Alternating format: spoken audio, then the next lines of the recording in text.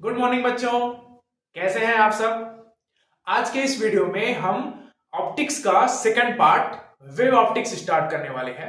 ठीक है, इसके पहले जो हमने चैप्टर पढ़ा है रे ऑप्टिक्स में हमने लाइट का जो फिनोमेना होता है, कौन सा, रिफ्लेक्शन, रिफ्रैक्शन, है ना, इस सब के बारे में डिस्कस किया।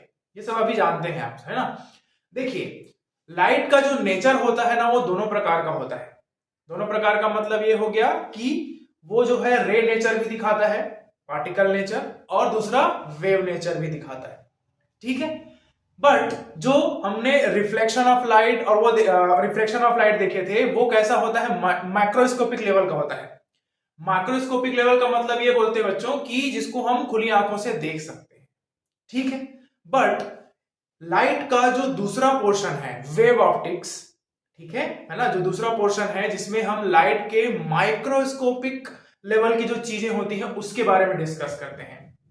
ठीक है, और उसके अंदर हमको मिलता है interference of light, diffraction of light, और तीसरा है आपका पोलराइजेशन ऑफ लाइट। ठीक है, ये फिनोमेना भी एग्जिस्ट करते हैं, बट हमको जनरली वो दिखाई नहीं देता। जब हम उसके वेव नेचर के अकॉर्डिंग उसको पढ़ते हैं, तब हमको चीजें समझ में आती कि अच्छा, लाइट ऐसे भी नेचर बिहेव करता है। ठीक है, तो आज हम उसी के बारे में डिस्कस करने वाले हैं कि क्या क्या चीजें होती है। ठीक है, उससे पहले हम ये जानते हैं कि जो वेव ऑप्टिक्स है, ठीक है, जो वेव ऑप्टिक्स है वो क्या करता है, it is a branch of physics, है ना, in which the light is considered as a wave. ठीक है, इसके बारे में सबसे पहले हाइजन ने बताया था। हाइजन, उन्होंने अपना वेव थ्योरी दिया था। उनके अकॉर्डिंग उनका कहना था कि light is a form of energy which is travel through a medium. ठीक है, light is a form of energy which is travel through a medium. ठीक है, in the transverse wave form. Transverse wave कैसे चलता है, इस तरह से चलता है ना, ये इस तरह से, है ना, हमने पढ़ा हुआ है क्लास 11th में। ट्रांसवर्स वेव का नेचर कैसे होता है, मेन पोजीशन के इस तरह से। और एक और होता था लॉन्गिट्यूडनल। तो लॉन्गिट्यूडनल क्या होता था, बैक एंड फोर्थ चलता था, है ना, इसको हम बोलते थे क्रेस्ट, और ये हो जाता था ट्रफ, ऐसा। ठीक है, तो ये जो है हमको याद रखना है इसके बारे में। ठीक है, तो हाइजन प्रिंसिपल जो है, Huygens wave theory, Huygens principle की बात करेंगे तो हाइजन का जो वेव थ्योरी है वो ये बोलता है कि light is a form of energy which travel through a medium, है ना, in the form of transverse wave. ठीक है, the speed of light is depend on the nature of the medium. Nature of the medium के ऊपर वो क्या करता है, डिपेंड करता है। सिंपल सी चीज है। ठीक है, अब उन्होंने जिस मीडियम की बात की है, जैसे क्लास 11th में आप लोग लाइट को डिस्कस किए रहे होंगे, तो हमने बोला था इसको कि ये इलेक्ट्रोमैग्नेटिक वेव है। और हमको पता है इलेक्ट्रोमैग्नेटिक वेव को एक जगह से दूसरे जगह जाने के लिए मीडियम की जरूरत नहीं पड़ती है। फिर वेव थ्योरी जो है इनका कंफ्यूज कर रहा है कि सर ये तो मीडियम से गुजर रहा है। ठीक है, तो उन्होंने एक हाइपोथेटिकल मीडियम लिया था जिनको उन्होंने नाम दिया था ल्यूमिनी ल्यूमिनिफेरस, है ना, उन्होंने नाम दिया था ल्यूमिनिफेरस ईथर। ठीक है, और इनका प्रॉपर्टीज क्या क्या बताए थे, पहला बताया था कि ये मासलेस होगा, मासलेस, हाई, मतलब मेरे बोलेंगे हाई इसका इलास्टिसिटी, इलास्टिसिटी। ठीक है, तो ये कुछ कुछ उन्होंने वो बताया था उनका प्रॉपर्टी कि हाँ एक ऐसा मीडियम, हाइपोथेटिकल मीडियम, मतलब उन्होंने ऐसा सोचा कि कोई मीडियम में ट्रेवल करता है। ठीक है, उसके अकॉर्डिंग उन्होंने ये बताया था। ठीक है, और तीसरा प्रॉपर्टी बताया था उन्होंने लो डेंसिटी, लो डेंसिटी। तो इन्होंने जो ल्यूमिनिफेरस ईथर, इसको उन्होंने हाइपोथेटिकल मीडियम की बात बोला, उन्होंने बताया कि वो मासलेस होगा, हाई इलास्टिसिटी, या बोल सकते हैं एक्सट्रीमली हाई इलास्टिसिटी बोला गया है उनको, और साथ ही साथ बताया कि लो डेंसिटी वाला कोई मीडियम है जिसमें लाइट जो है वो ट्रांसवर्स वेव के फॉर्म में क्या करता है, ट्रेवल करता है। ठीक है, बिल्कुल इस तरह से क्रेस्ट और ट्रैप के नाम से। ठीक है, यहां पर ये मैग्नीट्यूड आएगा, सॉरी एम्पलीट्यूड आएगा, ये है ना, ये मैक्सिमम एम्पलीट्यूड है ना भाई, ऐसा, ठीक है, मैक्सिमम। तो ये जो था वेव थ्योरी था, सबसे पहले किन्होंने बताया, हाइडन ने बताया। तो जब हम बात करते हैं माइक्रोस्कोपिक लेवल की, माइक्रोस्कोपिक लेवल की जो चीजें हैं, तो उसमें पहला आता है बच्चों, आपको तीन चीज मिलेगा। एक है इंटरफेरेंस, साउंड का इंटरफेरेंस को हम क्लास 11 में पढ़ चुके हैं, ठीक है। लाइट के इंटरफेरेंस को हम इस क्लास में पढ़ेंगे। उसके बाद आएगा आपका डिफ्रैक्शन,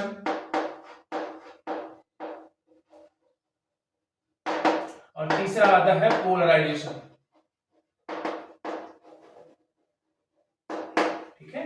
तो इंटरफेरेंस, डिफ्रैक्शन और पोलराइजेशन के बारे में हम इस चैप्टर में क्या करने वाले हैं, डिस्कस करने वाले हैं, ठीक है। तो आपको यही समझना है कि लाइट जो है वो दोनों प्रकार का नेचर दिखाता है, पार्टिकल नेचर और आपका रे नेचर और वेव नेचर, ठीक है। तो इस बारे में शुरू करते हैं। चलिए बच्चों, सबसे पहला टॉपिक है इस चैप्टर का, इट इज वेव फ्रंट। हमको पहले जानना है कि वेव जो है वो किस तरह से हम उसको इमेजिन करेंगे। तो उन्होंने उसको नाम दिया है क्या, वेव फ्रंट। उन्होंने बोला कि wave front is a continuous locus of all the particles, ठीक है, continuous locus of all the particles of a medium. किसी भी मीडियम का क्या होगा, बहुत सारे जितने ही पार्टिकल हैं, ठीक है, उनका क्या होगा, एक लोकस होगा। लोकस मतलब होता है एक तरह से क्या बोल सकते हैं, फेस, ठीक है, which are vibrating in same phase, ठीक है। ये वाला जो है वो अलग होता है, फेज मतलब ये हो गया कि एंगल सेम रहेगा। और यहां पर बोल रहा हूं कि इसका जो लोकस है मतलब वो बिल्कुल सामने से एक जैसे दिखेगा, ठीक है। मतलब अगर कोई पार्टिकल है, ये ऐसा, ये इस तरह से है ना, ये इस तरह से है, ठीक है। तो ये जो पार्टिकल है वो क्या होंगे, एनर्जी के कारण से वाइब्रेट होंगे। तो ये वाइब्रेट होने के कारण से अपने आसपास क्या बनाएंगे, इस तरह से वेव क्रिएट करते हैं, ये ऐसा, ये ऐसा, ये ऐसा, है ना, ये इस तरह से। और इन सभी को जब हम इस तरह से मिला देंगे, ठीक है, इस तरह से हम जब मिला देंगे तब हमको मिलेगा क्या, वेव फ्रंट, ठीक है। यहां पर हमको क्या मिलेगा, वेव फ्रंट, ठीक है। आपको ये समझना है कि जितने भी पार्टिकल्स वाइब्रेट हो रहे हैं, है ना, बस याद रखना है कि उनका फेस क्या होना चाहिए, सेम। तो जाहिर सी बात है, अगर एक पर्टिकुलर सोर्स से निकले हुए एनर्जी के कारण से वो पार्टिकल जो है वो मीडियम के जो पार्टिकल है अगर वाइब्रेट हो रहे हैं तो उनका फेस क्या होगा, सेम होगा। तो हम उसी को कंसीडर करते हैं क्या, वेव फ्रंट, ठीक है। वेव फ्रंट में मान लेते हैं कि अगर कोई सोर्स यहां पर है, ठीक है, तो वो सभी डायरेक्शन में ऐसे करेगा, सभी डायरेक्शन में वो करेगा ना, है ना। आपको क्या करेगा, एनर्जी रिलीज करेगा। तो उसके कारण से जहां जहां पे पार्टिकल है तो ये इस तरह से बनेगा, इसको हम बोलते हैं स्फेरिकल वेव फ्रंट, ठीक है। और जो है वो एक सिलेंडर की तरह बनता है, ठीक है। तो अगर हम सिलेंडर के जैसे बनाए इसको, ये लाइक दिस, यहां पर एक वेव फ्रंट रहेगा ऐसे ऐसे ऐसे, है ना। ये जो है वो कैसा रहेगा, सिलेंड्रिकल वेव फ्रंट, ठीक है। तीसरा होता है बच्चों plane wave front. Plane wave front में क्या होता है, कोई लाइट बहुत दूर से आते रहता है, उसको हम बस इमेजिन करते हैं, ठीक है। प्लेन वेव फ्रंट की बात करेंगे तो वो इस तरह से होता है, यहां से कोई लाइट रे आ रहा है ना। तो यहां पर अगर हम इस तरह से कोई इमेजिन कर लें कि यहाँ कोई सरफेस है जिसके थ्रू वेव फ्रंट बन रहा है, तो उसको हम बोलते हैं प्लेन वेव फ्रंट, ठीक है। तो तीन प्रकार के वेव फ्रंट होंगे, स्फेरिकल, प्लेन वेव फ्रंट और तीसरा है आपका सिलेंड्रिकल वेव फ्रंट, ठीक है। बुक में इसका डायग्राम दिया हुआ, ध्यान रखेंगे कि जिस भी एनर्जी सोर्स के कारण से पार्टिकल जो है वो क्या हो रहे हैं, वाइब्रेट हो रहे हैं, ठीक है, उनके कारण से ही जो वेव है वो सामने से क्या बनता है, वेव फ्रंट बनाता है, जो फर्स्ट वाला रहता है वही, ठीक है। साथ ही साथ ये भी याद रखना बच्चों कि जब हम स्फेरिकल वेव फ्रंट की बात करेंगे ना, तो उसमें जो सोर्स रहेगा वो कैसा होता है, पॉइंट साइज होता है, ठीक है। छोटा सा कलर रहेगा, उसके चारों ओर क्या निकलेंगे, वो निकलेंगे, ठीक है। जब प्लेन वेव फ्रंट के इमेजिन करेंगे तो हम ऐसा मान के चलेंगे कि उसका जो सोर्स है वो बहुत दूर है, वहां से लाइट जो आ रहा है वो पैरेलल लाइंस हम कंसीडर करेंगे, तब वो बनेगा प्लेन वेव फ्रंट, ठीक है। सिलेंड्रिकल वेव फ्रंट में आपको याद रखना है कि अगर कोई लाइट सोर्स क्या है, ऐसा मतलब इस तरह से लेंथ वाइज हो, ठीक है, तब वहां पर क्या बनेगा, जैसे मान लेते हैं कि ये कोई लाइट है ना, और यहां से चारों तरफ क्या निकलेगा, उसका रोशनी निकलेगा ऐसे ऐसे, है ना। तो ये क्या बनाएगा, आपका सिलेंड्रिकल वेव फ्रंट बनाएगा, ठीक है। चलिए बच्चों, अब हम बात कर लेते हैं हाइजेन प्रिंसिपल के बारे में। ठीक है, हाइजेन प्रिंसिपल का जो पहला पॉइंट है वो ये बोलता है कि every point on the given wave front, पहले से कोई आपको एक वेव फ्रंट दिया रहेगा, ठीक है, कॉल्ड प्राइमरी वेव फ्रंट, जो पहले से दिया है उसको प्राइमरी वेव फ्रंट बोलेंगे, बोल रहे हैं, act as a fresh source of new disturbance, है ना, fresh source of new disturbance called secondary wavelet, ठीक है, which travels in all the direction.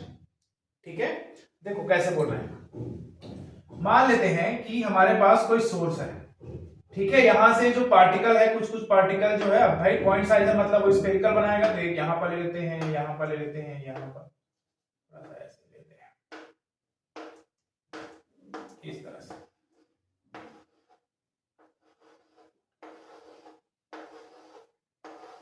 ये ऐसा,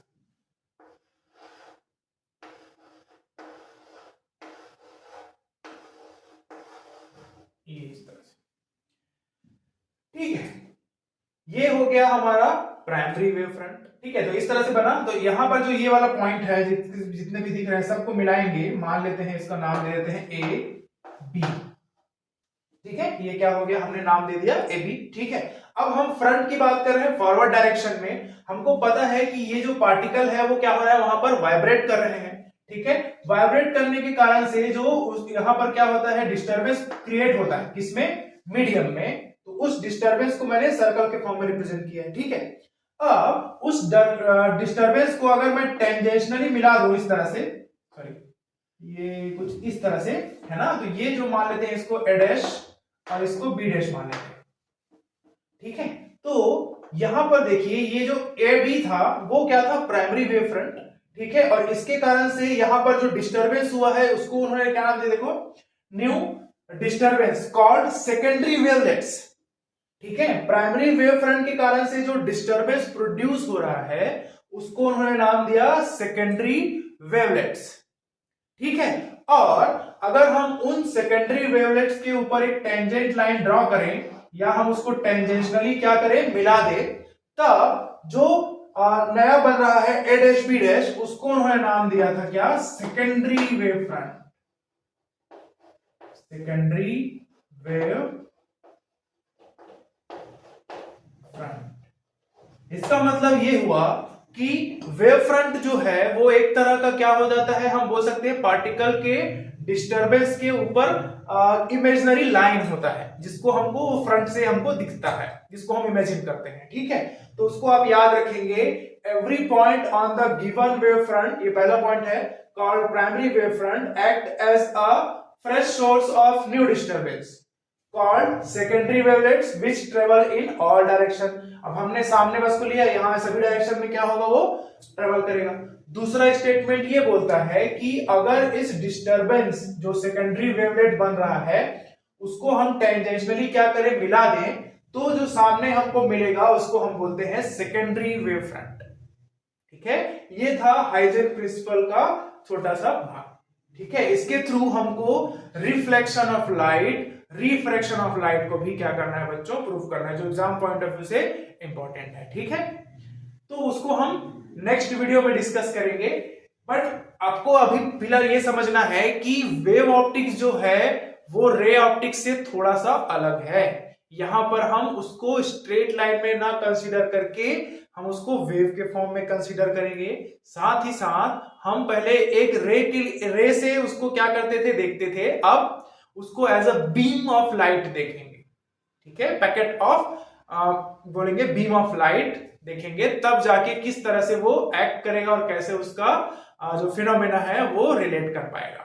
ठीक है, थैंक यू।